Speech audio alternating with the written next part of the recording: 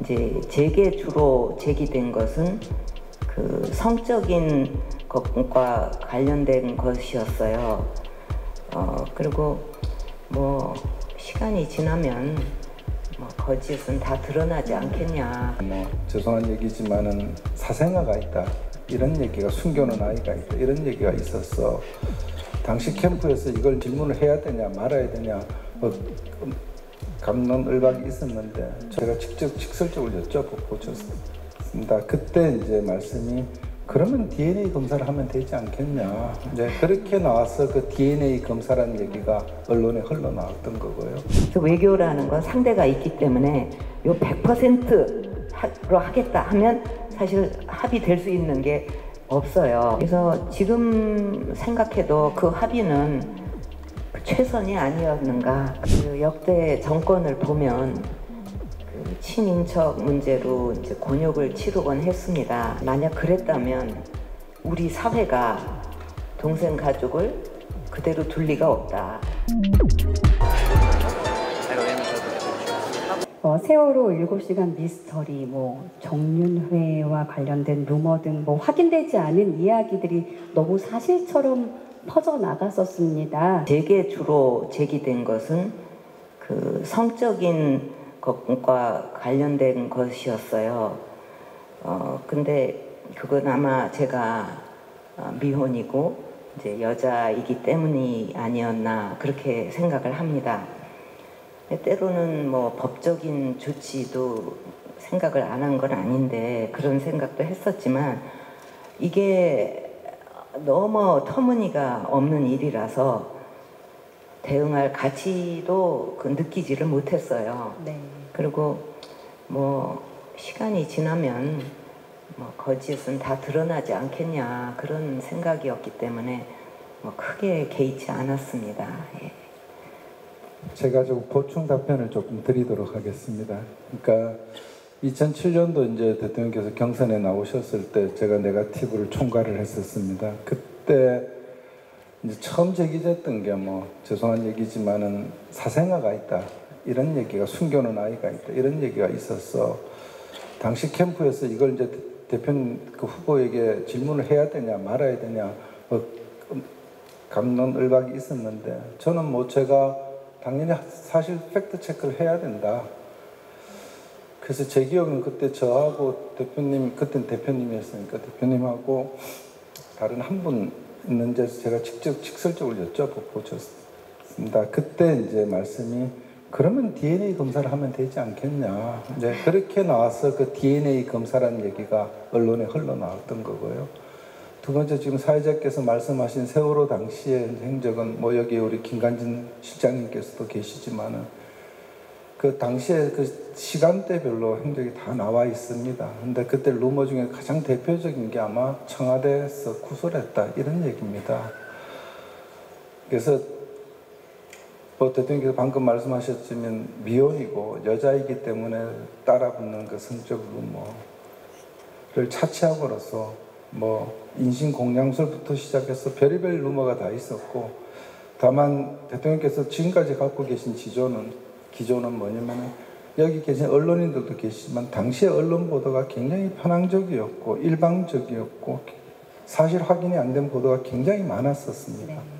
그렇지만 그 보도를 한 언론인들 중에 우리가 그때 당시 이런 보도를 한 게 잘못됐다고 오보를 인정한 언론사들은 저는 기억이 이렇게 많지가 않아요.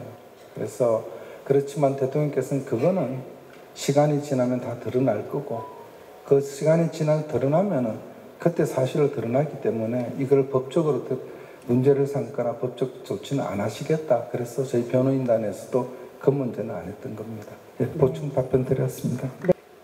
그 위안부 합의를 이루어내기 위해서 사실 외교부에서 그 위안부 그쪽 이제 관계된 할머니들을 찾아뵙고 일일이 뭐를 가장 바라시는가 이걸 전부 이제 여쭤보고 이렇게 그분들의 의견을 전부 수렴을 해서 사실은 이제 우리가 반영을 시키려고 노력을 한 거거든요. 이 합의를 위해서 당시 아베 총리한테 강하게 이제 촉구를 했을 뿐 아니라 국제적으로도 압박을 했어요. 네. 그래가지고 이제 결국은 합의까지 이루게 된 것인데, 사실 뭐 모든 사람이 다 그 만족하는 합의라는 거는 참 어렵죠, 있기가. 근데 그렇다 하더라도 우리 한일 두 나라가 이제 협력해 나갈 일도 많고 미래로 나갈 일도 많은데, 수십 년을 계속 이제 이 문제를 해결 못하고 이 기성세대도 못하고 그 다음에 미래 세대한테 또 이걸 그대로 넘겨주고, 그 다음 미래 세대 점점 힘들어지겠죠. 시간이 갈수록 또 그 미래 세대가 이걸 또 받아야 되고, 이렇게 나간다는 것은 안 될 일이다. 언제까지 이래야 되느냐 하는 생각을 했어요. 그래서 조금 아쉬움이 있더라도 국익에 맞고 또 이 전체를 위해서 이것이 이익이 된다 하고 판단을 하면 결단을 내려야 한다고 생각을 했고요. 네. 또 그래서 뭐 어떤 그 결과에 대해서는 역사의 판단에 맡길 수밖에 없다고 생각을 했습니다.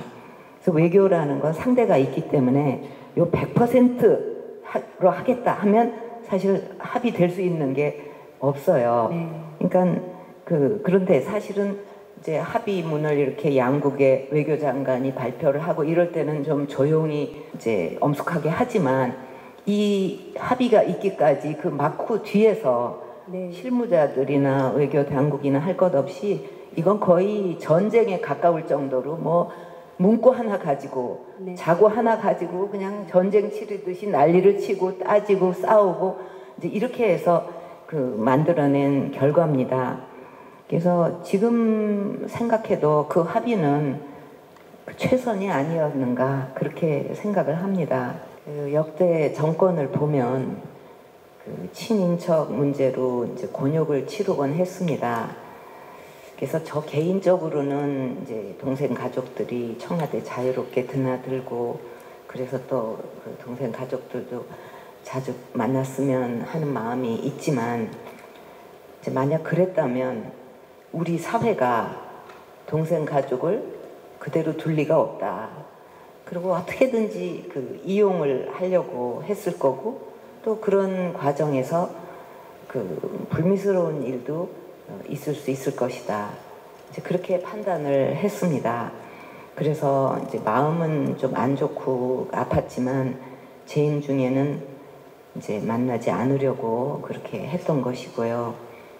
또 지금 생각해도 그게 동생을 보호하기 위해서는 어쩔 수 없는 일이었다는 그런 생각을 가지고 있습니다. 네.